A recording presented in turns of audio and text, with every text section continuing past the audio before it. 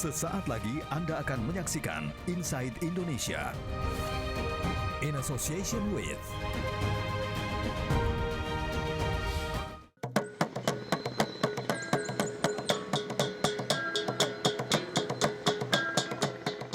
Labuan Bajo, salah satu surga tersembunyi di Indonesia bagian timur. Terletak di Kecamatan Komodo, Kabupaten Manggarai Barat, Nusa Tenggara Timur. Kawasan ini ditetapkan sebagai salah satu dari 5 destinasi pariwisata super prioritas yang sedang dikembangkan di Indonesia. Untuk mendukung Labuan Bajo sebagai destinasi wisata premium di tanah air, pembenahan dan pembangunan dilakukan dengan memaksimalkan potensi kawasan dan segala kekayaan alamnya.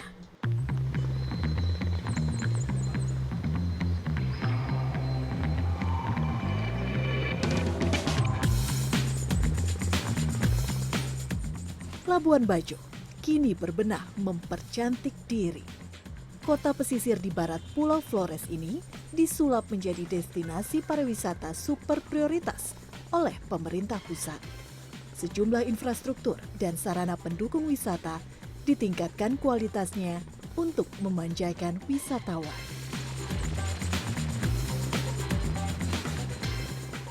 Berjarak kurang dari 1 km dari Bandara Internasional Komodo, Puncak Waringin digadang-gadang menjadi titik sentral spot wisata untuk memberikan pengalaman berkunjung yang mengesankan.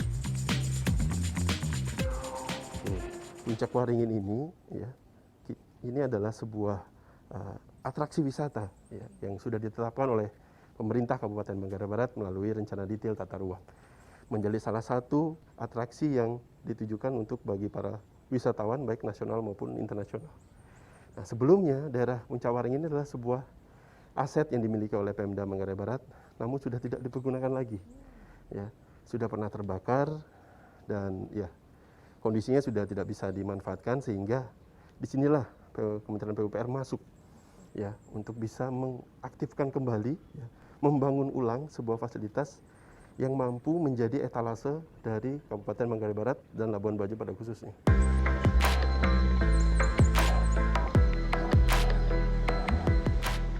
Berdiri di lahan seluas 3.000 meter persegi, Puncak Waringin mulai dibangun tahun 2019. Proyek ini rampung pada tahun 2021. Bangunan-bangunan utama terdiri dari ruang cendramata, menara pandang, rumah tenun, dan amfiteater.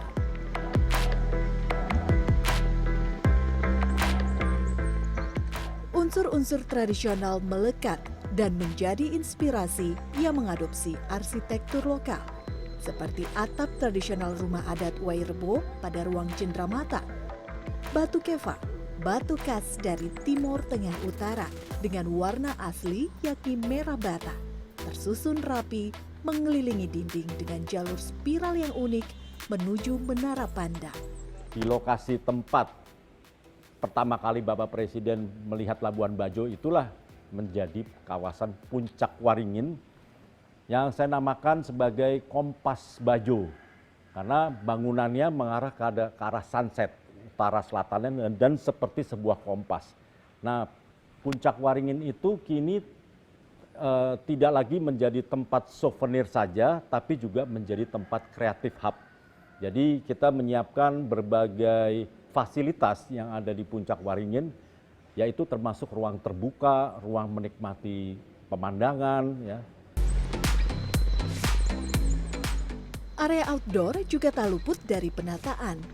Untuk menampung kegiatan luar ruangan, sebuah amfiteater dibangun sebagai pusat kreatif berlatar laut biru dan jajaran pulau-pulau eksotis di Labuan Bajo.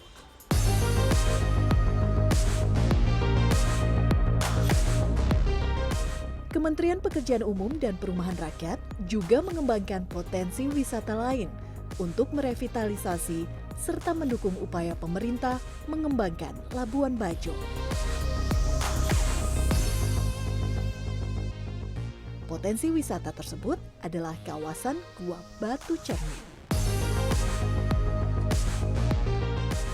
Gua Batu Cermin adalah salah satu situs alam yang dieksplorasi sebagai titik wisata baru. Kawasan ini mudah dijangkau karena hanya berjarak 1,5 kilometer dari Bandara Komodo dengan estimasi waktu kurang dari 20 menit perjalanan.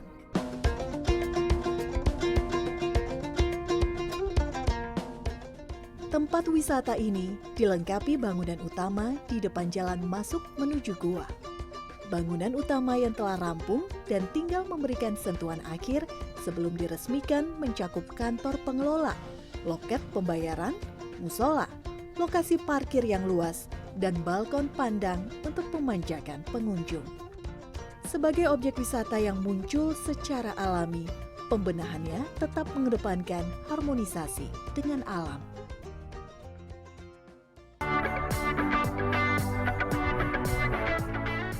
Menyatunya proyek infrastruktur secara alami nampak dalam jalan setapak sepanjang kurang dari 300 meter menuju mulut gua.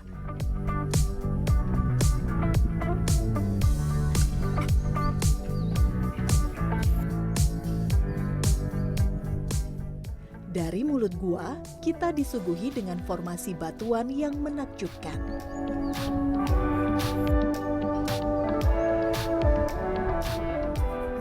Stalaktit dan stalagmit menyatu membentuk pilar-pilar gua.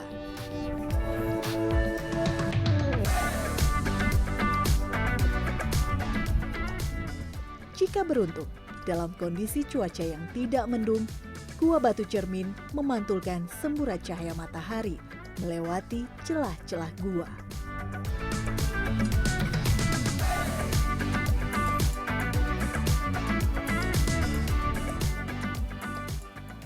Walaupun disebut Gua Batu Cermin, di sini tidak ada cermin sama sekali, melainkan batu-batuan gua. Kenapa disebut Gua Batu Cermin? Karena di ujung lorong ini terdapat salah satu spot gua di mana ada celah cahaya matahari masuk memantul dari dinding-dinding gua, dan di sepanjang lorong ini terdapat fosil-fosil binatang laut. Namun sayang sekali kita tidak bisa masuk lebih dalam karena tidak ada tour guide, dan ini masalah keamanan.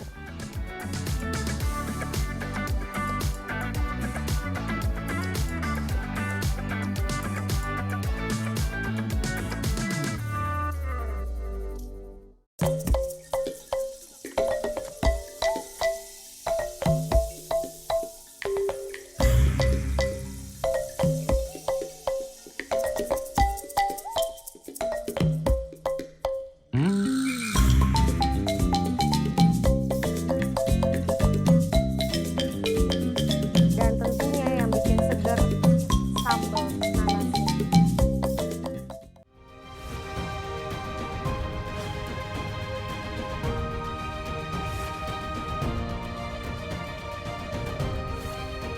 In association with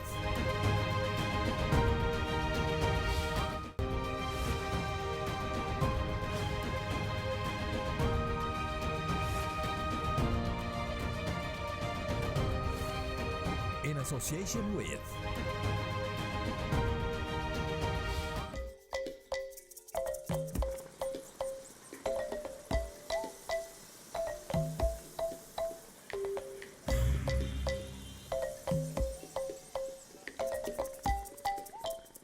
Untuk mendukung Labuan Bajo sebagai destinasi wisata premium di tanah air, pembenahan infrastruktur jalan menjadi salah satu prioritas.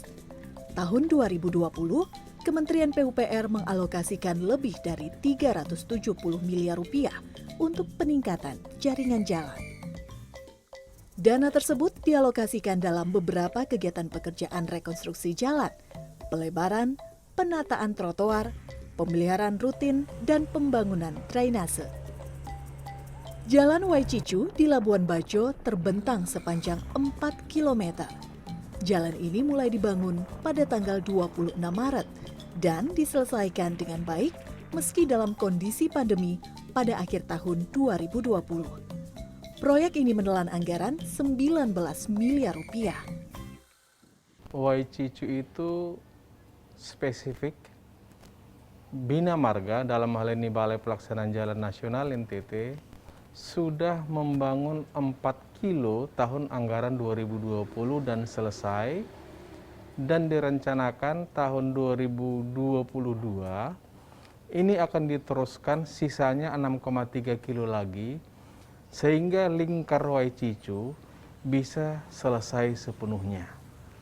Nah, sebelumnya Waicicu ini tempatnya terkesan gersang, tidak ada fasilitas akses jalan. Dengan dibangunnya ini sebagai kawasan wisata premium, Waicicu ini mengubah wajahnya begitu drastis dan menjadi sangat indah karena memang lokasi Waicicu ini sangat spesifik. Melewati Bukit Sylvia dan Amelia dengan panorama khas Laut Flores, jalan beraspal mulus ini membentang dan sudah dapat digunakan warga, meski belum seramai pusat kota Labuan Bajo. Pemanfaatan ruas jalan Waicicu ini memberikan kemudahan akses jalur transportasi bagi masyarakat serta mempersingkat waktu tempuh. Selain itu, jalan ini juga mempermudah menjangkau tempat-tempat wisata unggulan, sembari menikmati senja dan matahari terbit di beberapa titik. Kesempatan ini menjadi modal utama promosi wisata karena jalan yang sudah teraspal dengan sangat baik. Dulu jalan Waicicu ini itu tidak seperti ini bagusnya, ya. Dulu tahun 90-an itu jalannya itu tidak ada. Belum ada jalan seperti ini. Semenjak ada investor yang masuk ke sini mau membangun di sini, dari semenjak itu jalan ini ada, tetapi jalannya itu tidak sebagus ini, begitu. Jadi jalannya masih jelek, ya ada aspal tetapi tidak sebagus ini. Tapi di awal itu memang jalannya masih jalan tanah, jalan kapur, begitu. Jadi setelah ada beberapa investor yang mau membangun di sini, jalan ini dibuka aksesnya. Tak berlebihan jika sebagai bagian dari jalan lintas utara Flores, ruas Waicicu ini disebut sebagai jalan pantai utara Flores.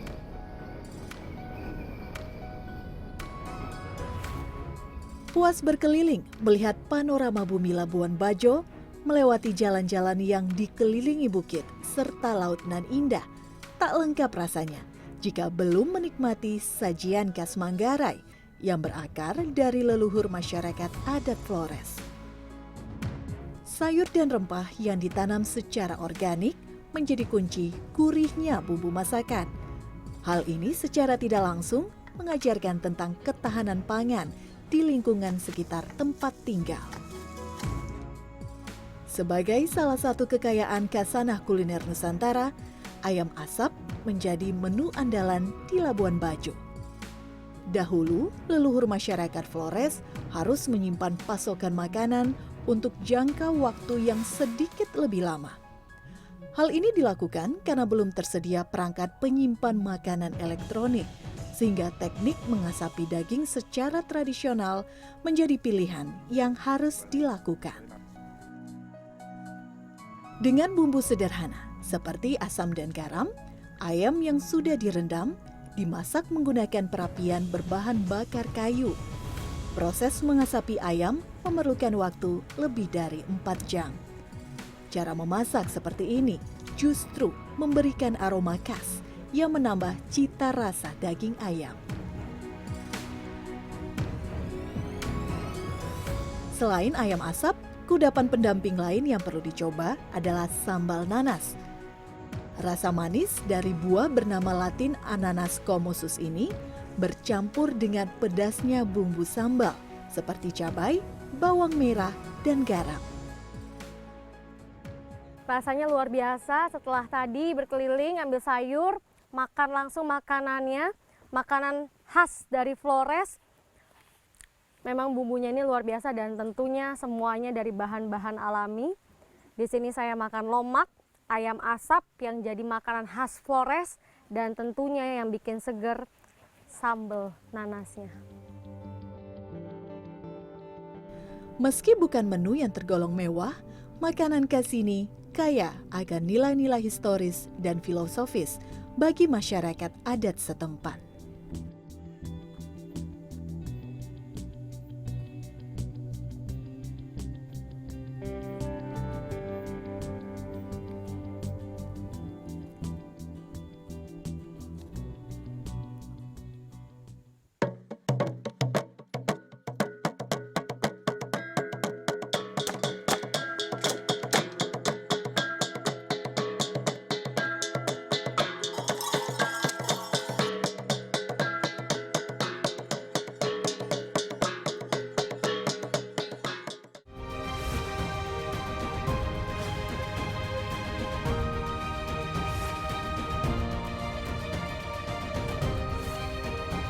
association with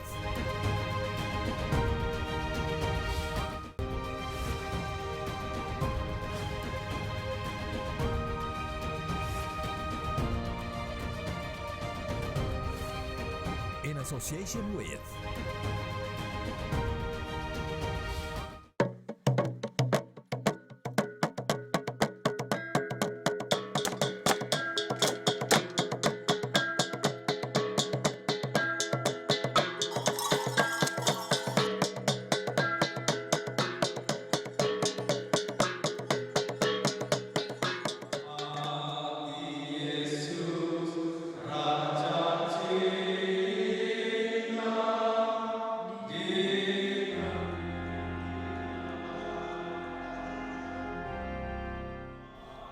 Siswa-siswi Seminari Santo Yohanes Paulus II, Labuan Bajo, Nusa Tenggara Timur, kusyuk melantunkan doa sebelum memulai aktivitas belajar. Wajah-wajah penuh kedamaian ini jamak ditemui sebagai bagian dari rutinitas seminari yang didirikan 33 tahun yang lalu.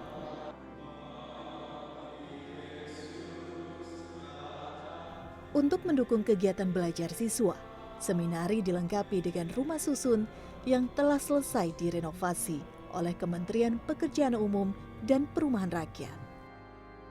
Dilengkapi fasilitas yang cukup lengkap, ada 37 kamar dengan masing-masing berkapasitas 4 tempat tidur yang diatur bertingkat dan dilengkapi dengan toilet di setiap kamar. Rusun ini juga memiliki toilet komunal di setiap lantai, fasilitas listrik, dan air bersih. Fasilitas penunjang lain yang terdapat dalam bangunan yang direnovasi tahun 2020 ini juga memiliki ruang berdoa, perpustakaan, dan ruang musik, serta ruang pembina. Sebelumnya, ini seminari didirikan pada tanggal 25 Agustus 1987 dan itu dibangun di tengah kota di sana. Itu. Lalu setelah sekian tahun berjalan, tahun 2016 kami buka sekolah sendiri di bawah Kementerian Agama, bertanggung jawab Dirjen Bimas Katolik. Nah, setelah itu kami berpikir siswanya sudah banyak, ya sekitar 355 orang, maka yang baru masuk itu kami berpikir mesti ada pembinaan sendiri, ya supaya ada pembinaan mental dan segala macam, itu yang perlu. Ya. Lalu kami mengajukan proposal kepada Kementerian PUPR tahun 2017 awal. 2017 akhir ini mulai dibangun sampai 2018. 2018 ini sudah dipakai oleh para siswa. Ya. Setelah itu mungkin karena bangunan ini kontraktor pertamanya membangunnya kurang bagus, lalu rusak. Hanya dipakai 1 tahun sudah rusak. Ini semua ini plafon-plafon semua karena untuk safety tank apa segala macam itu saluran airnya tidak terlalu bagus. Ini bocor semua. Lalu tahun 2020 direnovasi lagi. Nah, setelah renovasinya seperti ini keadaannya. Saat ini ada 49 siswa yang menempati setiap kamar di bangunan berlantai 3. Setiap siswa akan tinggal selama 1 tahun masa persiapan sebelum masuk seminari. Mereka berasal dari berbagai daerah di Indonesia untuk menempuh pendidikan yang akan membentuk calon pastor dengan pembinaan mental dan intelektual. Terus saya tinggal di rusun yang baru dibangun ini, rasanya yang pasti nyaman. Karena fasilitasnya terjamin mulai dari kamar mandi di setiap kamar, air yang juga memadai, dan begitu pula dengan fasilitas-fasilitas lain seperti shower, keran air. Pembenahan rumah susun bagi para calon imam ini diharapkan dapat bermanfaat dan menambah semangat serta kenyamanan selama proses belajar.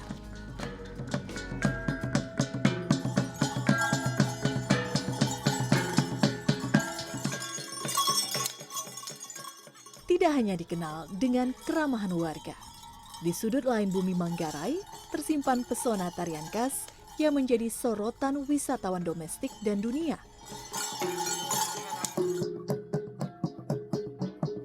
Jika berkunjung ke Labuan Bajo, satu yang tidak boleh dilewatkan yakni mengunjungi desa adat Milo. Lanskap alamnya tak kalah indah.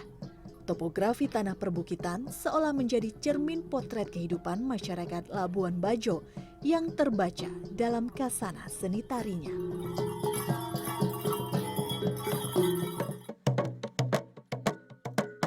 Seolah tak ingin larut dalam akselerasi kehidupan modern, masyarakat adat Kampung Milo masih menjalani tradisi penyambutan sebagai ungkapan rasa syukur dan apresiasi kepada tamu yang hadir di tanah mereka.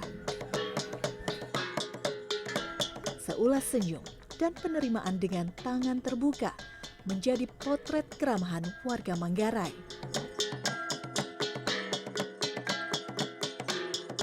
Usai penyambutan dan penerimaan adat, tamu yang hadir akan disuguhi tarian caci. Tarian perang ini amat menarik karena memiliki makna yang luhur bagi masyarakat adat Manggarai. Tarian perang dengan durasi 1 jam dipimpin tetua adat dan diiringi musik yang dimainkan wanita-wanita Manggarai. Tari caci awalnya digunakan sebagai pemersatu leluhur orang Manggarai yang berasal dari berbagai pulau di Indonesia. Mereka didominasi dari Kepulauan Sulawesi dan Sumatera yang belum memiliki rasa persatuan dan saling mengenal secara sosial budaya. Oh, kalau caci ini, karena orang Manggarai ini dulu dari berbagai pulau.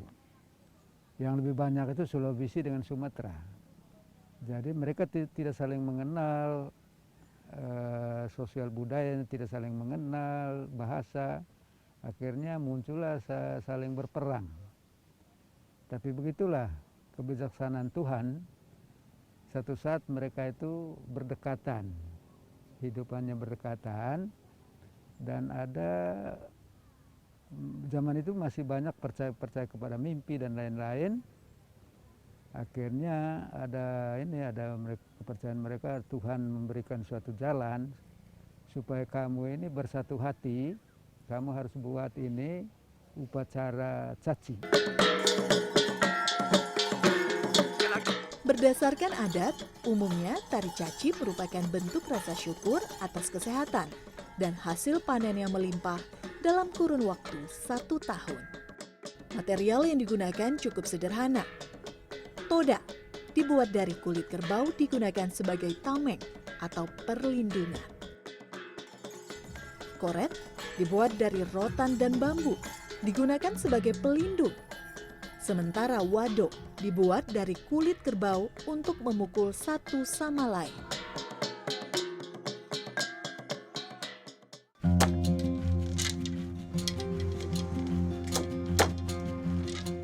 Selain tarian khas, Manggarai juga dikenal dengan seni kain tenun.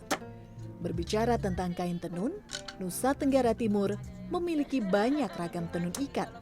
Salah satunya adalah songket.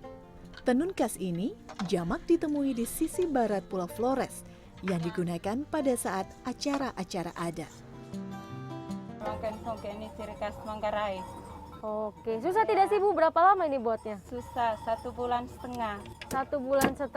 Anak muda ada yang ini Bu, coba bikin tenun ini? Belum. Kenapa? Ya, karena mereka ya sekolah semua. Tapi minatnya bagaimana Bu? Buat orang tua. Oh, buat orang tua. Iya. Oke. Kalau mereka minat, kami bisa latih. Bisa latih. Saya bisa berarti belajar?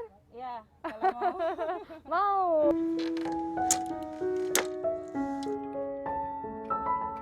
Ya, ternyata tidak mudah ini ya Bu, menenun ya Bu ya. Karena ini tangan pegel tapi tetap harus lembut, butuh konsentrasi, kemudian juga butuh kejelian, yang pasti ini juga suasana hati harus tenang ya Bu. Kalau nanti kalau nggak tadi Nyangkut-nyangkut. Nyangkut-nyangkut. Oke, boleh ajarin lagi Bu abis ini? Ya, Tarik sebegini. ya tidak. Oke. Sebagai salah satu daerah wisata unggulan, Labuan Bajo masih akan terus berbenah agar citranya sebagai salah satu kawasan wisata populer di Indonesia mampu menjadi magnet baru destinasi wisata dunia.